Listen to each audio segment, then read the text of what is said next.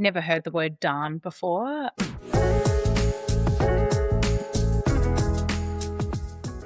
In e-commerce episode 122. Can you believe, Alex, that we are almost at the end of January? It's absolutely flying. It's a bit of a stop and pause moment for sure.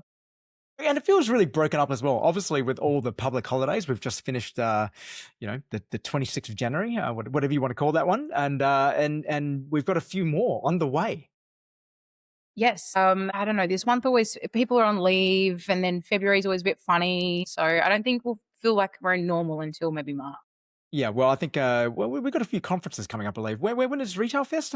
I haven't seen the dates for that, but it's coming up pretty soon, I think. And that's more or less the first major conference for the year. Although I haven't heard too much about ETAL. Yeah, that I feel like Retail Fest normally kicks off the conference season. Mm. Yep, Excited to looking get to forward the to that. Gold Coast for that one.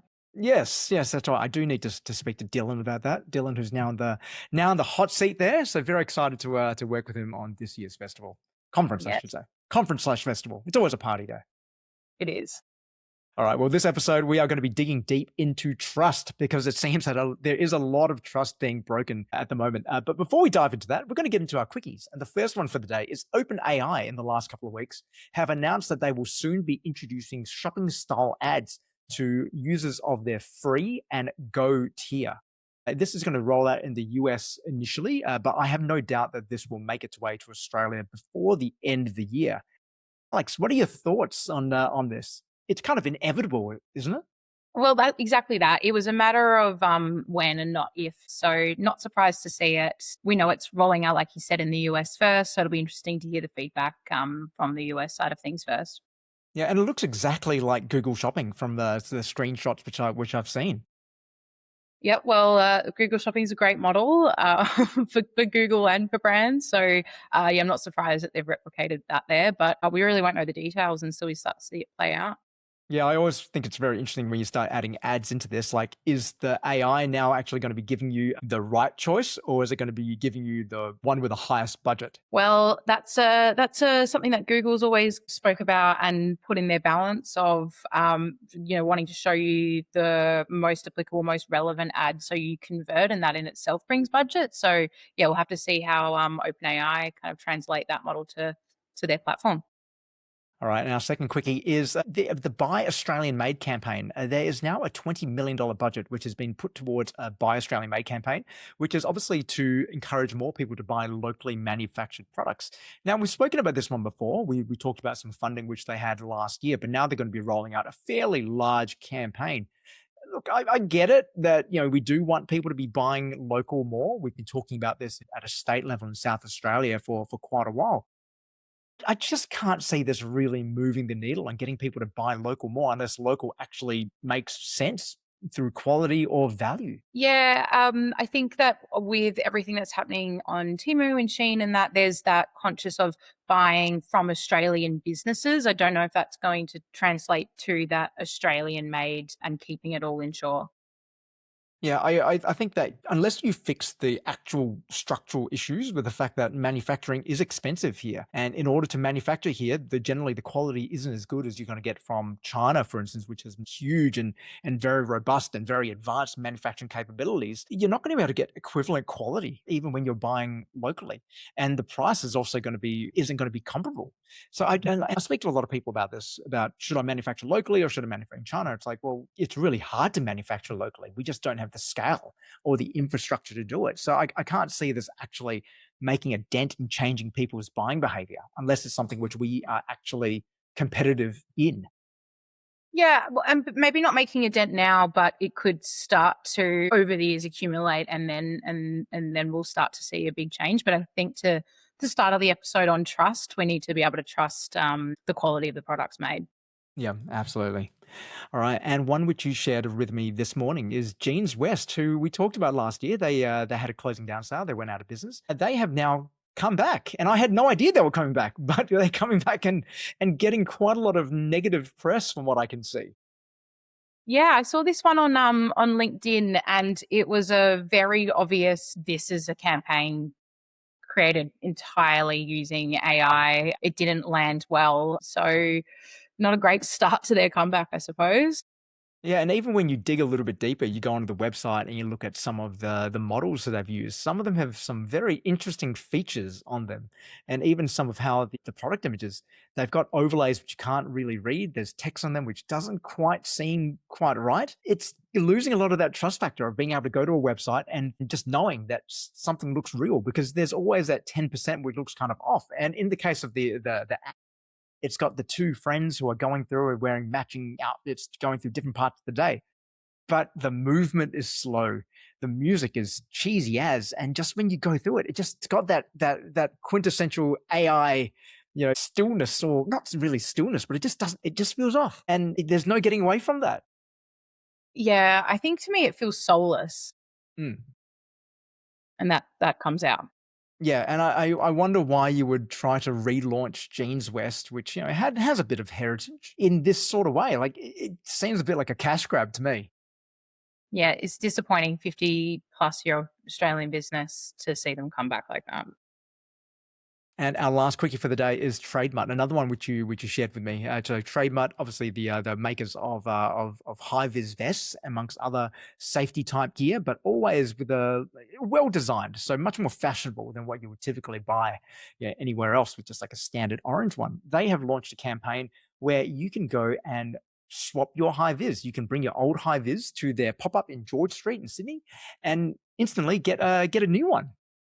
Yeah, I think this is a really cool campaign. Brings that kind of human element into it, particularly off the back of all of these AI conversations. You get to actually meet people from the brand, and vice versa. They get to meet their customers, which I'm sure is super valuable. And it's got that sustainability, circular element as well. Yeah, and they're not the first brand to do this sort of thing. And I always kind of like this, because you're putting your money where your mouth is.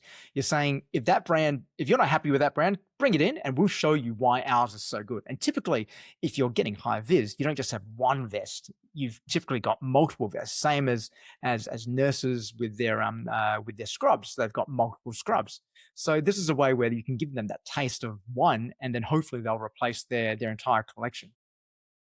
Also great for them where people are wearing their product to the work site, and that's all of their potential shoppers at the site as well. So that kind of visibility, pun intended, I suppose, wears off on the rest of the target market. So I think it's great. Okay, and now we're going to go into our deep dives, and our favorite one to talk about, supermarkets, because we talk about supermarkets a fair bit because they are such a big chunk of retail.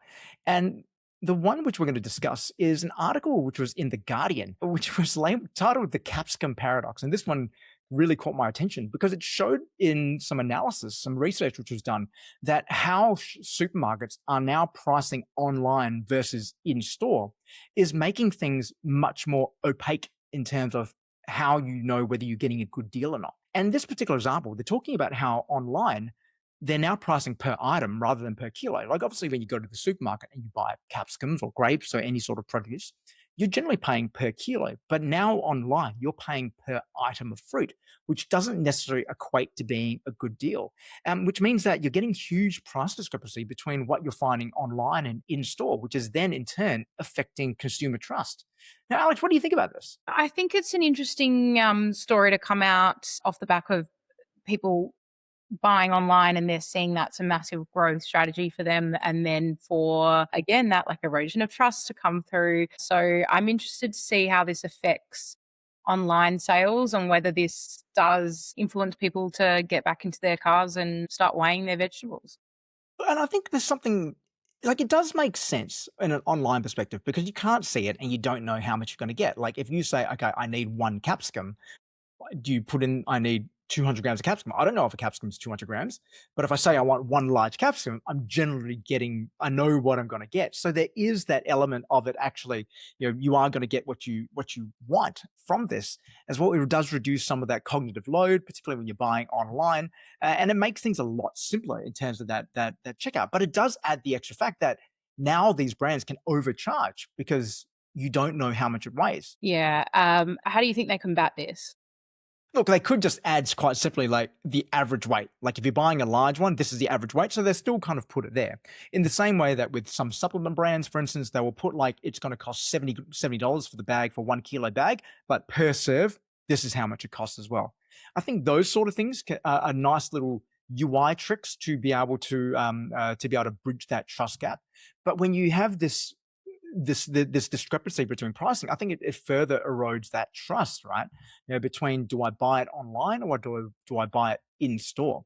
And ideally, you kind of want to have that same experience, because the only people who win in this case isn't the consumer. The people who win are going to be Coles and Woolies, who can get away with this by not being transparent, Yeah. by giving people this more seamless experience. Yeah. I don't know. I feel like when I first spoke to people about buying groceries online, a big part of the reason they liked it is because they felt that there were cost savings in that you can see everything total up and see what that total shop comes rather than being surprised at Hmm. checkout. So yeah, it's changing the narrative a bit here. Yeah, look, I definitely think that this is probably one which the ACCC will be looking at if it starts to increase and become more prevalent, and in particular if the price discrepancy becomes too high as well. But I think this is also an opportunity for people to start looking at how do they actually price things online. That, like I said before, with supplements, rather than just pricing it with a single bag, you can actually break it down by serves to show value in that way. I wonder whether there's a case for how much per wear of an item as well. Like if you're buying a pair of jeans for $200, this is going to last you 10 years and you're going to wear this on average 5 times a week. So this is how much your per wear cost goes down. Do you think that makes sense for for fashion? I think it's a cool concept. Difficult in application where we all live different lifestyles. We all have different wardrobes and how much wear are we actually getting out. But just on average, this garment lasts 400 washes or something like that. More about that longevity. Yeah, that's not a bad take, I think, and I think that's a really important one to think about how you can actually leverage this more within your own pricing and your pricing strategies to be able to make things more transparent, to make sense for consumers. There's something around when you use comparisons, for instance, you always need to put it in perspective. Like you can't say that, for instance, years ago when I used to talk about data storage, I used to say that things were equivalent to how big the size of a Blu-ray download was. Like this file, this episode of Game of Thrones is 2 gigabytes, but what's 2 gigabytes? So you need to kind of put that in perspective in comparison to something which people can understand. And something like per serve or per wear is something people generally kind of get, right? And then they can do that value equation that way, rather than shelling out thinking something's $400. They can actually rationalize it to themselves, and we kind of can help them rationalize it too. Yeah, help them with that mental math. Yeah, and on that same note as well, one really cool story I saw was Levi's have launched a new campaign to teach Gen Z how to repair clothes. And this is interesting because we've talked about Levi's before as being one of these heritage, boring brands who are still doing incredibly well, only with obviously their handful of different models which they sell. But this is sacrificing that short-term revenue of getting immediate sales to say, actually, do you know what? If you own those Levi's, we will now teach you how to repair that. I think this is pretty cool, and also from a number of levels, both from a long-term brand building level, but also in terms of just like from a brand as well, saying that we actually care more about longevity than we do about that short-term sales hit. Yeah, I think it's really cool. I think it's raising the bar. As I said last time when we spoke about Levi's, there's normally racks and racks of Levi's at the vintage store because of that longevity. So they're leaning into that. And I think it's a really cool initiative. Yeah, so this program they're going to be giving high school students the tools and the knowledge of how to actually repair the clothes themselves. Like I don't know how to darn a sock, which is terrible because I've got so many socks with small holes in them. Which if I learn how to darn, I wouldn't need to throw them out and buy new socks because they're perfectly generally still good socks. So this whole project, it's actually called the Wear Longer project, is really also just showing where the market's heading from their perspective anyway, that we are moving more towards longevity, that people, they're putting the stake in the ground and saying, we don't want anything which is badly made or fast fashion anymore. We should take pride in what we wear and actually try to increase the usable life of the products which we own and not invest in products which can't do that. Never heard the word darn before. I hate to say that's my takeaway from the episode, but darn a sock. There you go. Nah, look, I agree. And I think that this applies, yes, to fashion and apparel, but I see this being rolled out more for white goods and electronics as well, rather than throwing something out, like being able to teach people how to reuse and get more life out of it. We know that those YouTubers that spend the time educating the market on specific models and how to get more out of a product, like let's just say a washing machine, have massive views, and it is a community in itself of how do we get more out rather than buying a new one and contributing to landfill at the end of the day. Yeah, I think this is definitely one of the trends which we saw. WGSN, they published their 2026 trends report at the end of last year. And one of them is the shift towards consuming less as well, where consuming less actually now becomes a status symbol. Yes. Because you don't go out and buy new clothes all the time and you actually have really well made clothes, it actually says more about you. There's more status in that than constantly refreshing your wardrobe. And this again just plays into that as well, where selling less can actually and encouraging your customers to buy less actually becomes a really strong signal of confidence in your brand that hey, you don't need to buy 20 of my items, you can just buy one. And there's one of the brands I'm working with right now. We're in the process of actually rolling out a global free repairs program, working with different different repair shops in around the world, where you can send your product to if there's any issue, and they'll just repair it for free. The brand will cover the cost of that, but that just becomes such a strong signal of this is how much we back our product, right? So I'd love to see more of this in the future with more brands actually starting to do this. Yeah, such a value add. And it's just something that people will always give value to the brand off the back of. Yeah, and it will help build the brand, and I think a lot of brands, particularly when you start to get to that certain position where you can start when you can start leveraging the equity which you have, it can take you up to that next level. Lulu have been doing this since day one. Now Levi's, Nudie, as we talked about before, obviously have been doing free repairs for quite a long time as well. So again, I think 2026 a good time to be looking at how can you prove value beyond just lowering your prices. So, All right, Alex, that is all we've got time for. A very, very quick one today as we still roll into the year. We've just had obviously the long weekend, so news is a little bit slow at the moment, but we're expecting in February onwards, things will start to ramp up. Any final thoughts for today before we wrap? none from me, Mal. What about yourself?